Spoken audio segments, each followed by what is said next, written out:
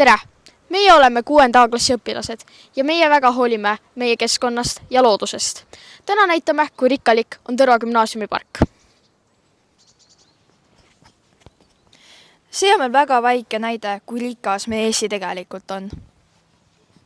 Ja näiteks, kas te olete kuulnud sellist tegelasest nagu näiteks kuututlane või suurvidelane? Ja näiteks, kui me istutame rohkem puid, saame me palju rohkem värskemat õhku ja palju rohkem linde.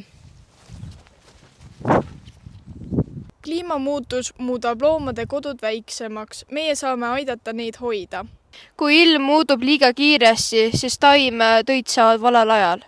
Hoolime putukatest ja lindudest, hoiame samal ajal alles terve toiduahela. Kui matkame looduses, siis jätame maha ainult oma jalajälje, et järgmistele tulijatele oleks see sama ilus ja puhas. Saame hoida loodust, kui vähendame prügireostust. Korjame loodusest kokku prügi, isegi kui see pole meie enda prügi. Kui me parandame katkise asja ära, siis ei pea uut ostma ja loodus saab puhata.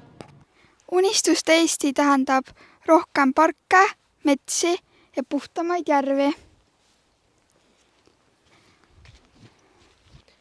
Me saame osta asju, mis peavad kaua vastu, aga mitte ainult natuke. Meie tänased valikud loovad homse Eesti.